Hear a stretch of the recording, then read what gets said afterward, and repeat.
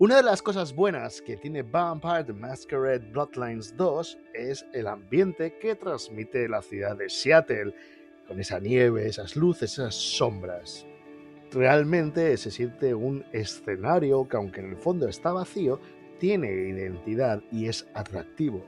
De hecho, diré que es de lo poco realmente salvable de este videojuego, y eso me ha llevado a acordarme de los nocturnos de los By Night y los Rage Across, Rabia en castellano, de la línea de Mundo de Tinieblas, con un vídeo dedicado a los 5 que más me gustan, pero antes creo que es menester comentar las razones por las que creo que algunos nocturnos son buenos y otros pues son como mínimo poco memorables, por ser amables. Y es que la ciudad que da nombre a cada uno de estos libros, a estos By Night, Rage Across, no debe ser solo un decorado, debe sentirse viva, tener peso, ser un personaje más. Muchos de estos libros se contentan en tener ciudades que son repositorios en los que se acumulan personajes que los autores encuentran interesantes, cuando esas mismas ciudades tienen historias, características y elementos que las vuelven fascinantes de por sí y que pueden ser explotadas en Mundo de Tinieblas. Tienen que ser lugares que marquen a las criaturas sobrenaturales que en ellas viven. Los personajes de esos libros deben servir para hablarnos de las ciudades, deben estar marcados en cierta medida por ellas, no solamente marcados por un determinismo geográfico un tanto extraño, sino reflejar los temas, la identidad, incluso el recorrido cronológico que han tenido esos lugares, porque las ciudades son lugares vivos. Incluso los personajes que no son nativos de esos lugares deberían reflejar temáticamente, tener una cierta conexión con mismo, no sentirse desligados y ser únicamente pues trotamundos que se van moviendo de un decorado a otro, que es algo que pasa en bastantes libros, sobre todo de la fase final de la línea clásica de Mundo de Tinieblas. Te miro a ti, en New York by Night. Si todos los personajes de tu libro podrían ser exactamente iguales en Nueva York, Milwaukee, Detroit, Vancouver, London, Lorca, Murcia, Barcelona, Santiago de Compostela, Santiago de Chile, no son buenos personajes para un By Night. Son trotamundos que se mueven, como he dicho, de un decorado a otro y que realmente pues, podrían tener cualquier encaje. Que eso pase con un par de personajes por libro está bien, que pase con todos es terrible. Así que son un poco los criterios que voy a seguir para hablaros de por qué son mis libros favoritos de esta particular línea de libros de ambientación. Dicho eso, me callo por un instante y prepararos para viajar a través del mundo de tinieblas. Número 5. Milwaukee by Night. Voy a ser absolutamente sincero, Milwaukee by Night me llamaba 0 unidades hasta hace 3 años, cuando tuve la oportunidad de desmontar mis propios prejuicios y leerlo. Quiero decir, soy una persona bastante buena en geografía y aún así tendría problemas para situar Milwaukee en un mapa. La ciudad no me parecía que tuviese nada interesante.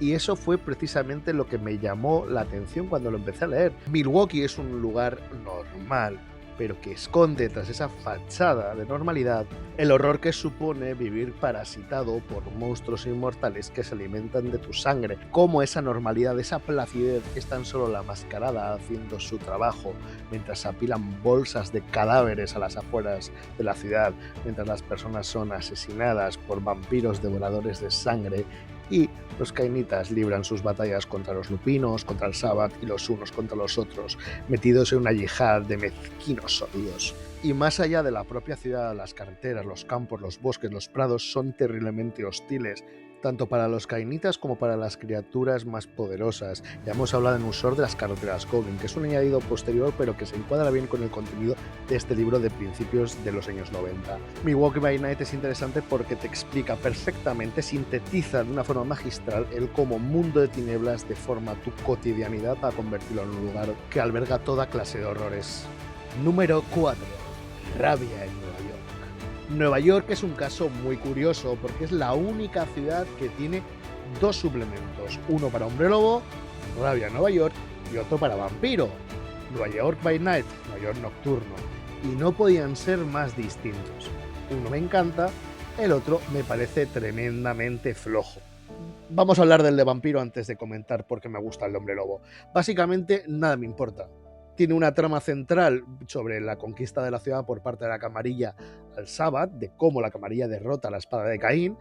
Tiene 2 o 3 personajes un poco memorables, como Calebros y Astrid. Y luego lo único que importa es que el antidiluviano Chimiche es un monstruo de Lovecraft que vive en Nueva York. Y eso es todo. Y todo gira en torno a que el antidiluviano Chimich está en el fondo de Nueva York. No, los personajes se sienten completamente fríos, desvinculados, más centrados en la gran trama general nodista sobre la Gehenna y la guerra de sectas, que en ser realmente personajes que transmiten el sabor de Nueva York, que es una ciudad que además es icónica a nivel cinematográfico, cultural. Estados Unidos nos la ha taladrado en todas sus producciones. Es seguramente una de las ciudades en las que nos venga a toda una generación a la cabeza cuando pensemos en vampiro, porque hemos visto Blade. Pero no, nada de eso se encuentra en este libro. Es muy triste. Para colmo de males, este libro se escribió un poquito antes del año 2001, del 11S, todos sabemos lo que pasó, y se quedó desactualizado pues antes de publicarse. De hecho, el propio libro así lo contempla, que nada se ha cambiado. El libro salió tal y como se escribió y dejan claro que el 11S pues, no tuvo ningún tipo de implicación sobrenatural, de modo que es un libro que el pobrecito pues lo tiene todo pues, para ser un poquito pocho. Una pena. Dicho esto, vamos a hablar de Rage Across New York, un suplemento que se quedó desactualizado rápidamente debido a las novelas de Hombre Lobo y a la salida de un nuevo material. Hay que tener en cuenta que es un libro realmente temprano, es de 1992, y la primera edición de Hombre Lobo estaba bastante mal construida. Este libro refleja algunos de los problemas que tiene la línea en ese momento, pero lo compensa con muchísimas virtudes. Hay un doble tema que marca el tono de Rage Across New York, y es por un lado el cómo el Wyrm, como la corrupción, afecta a nuestras relaciones familiares y sociales, el cómo las víctimas se tornan victimarios y las cosas que hacemos a nuestros seres queridos, a nuestros seres cercanos, y cómo podemos curarnos a nosotros mismos, ayudar a los demás y el cómo sanar a la sociedad, tanto humana como Garou, tratando el tema del abuso infantil por parte de unos agentes del Wyrm que lo que buscan es hacer daño a los niños.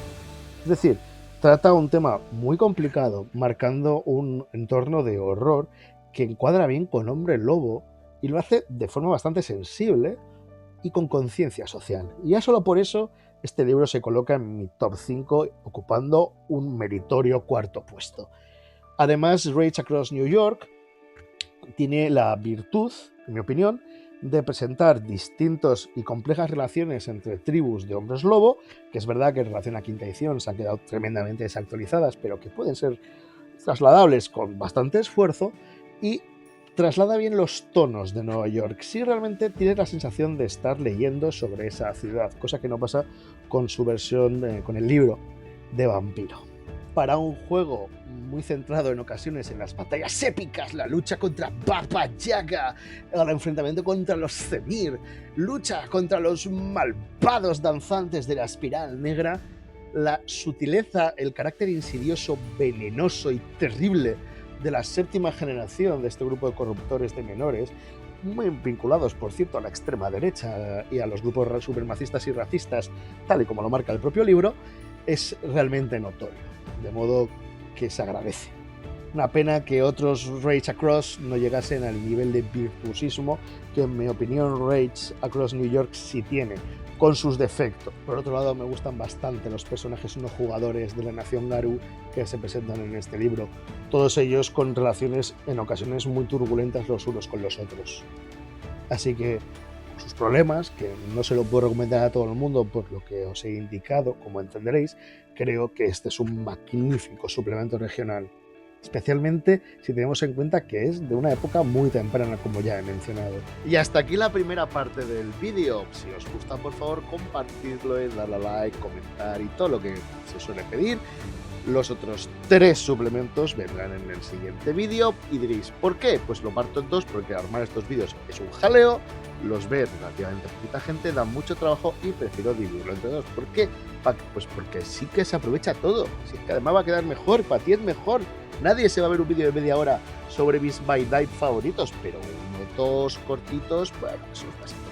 Además de que en este vídeo os he hablado de 3 suplementos. Os he hablado de Milwaukee by Night, Chicago by Night y Rage Across New York. Así que estamos mano a mano, ¿vale? Van a ser 6 en vez de 5, pero es que soy súper majo. Pues nada, muchas gracias por verme, cuidaros mucho y nos vemos en el siguiente vídeo. ¡Un saludo!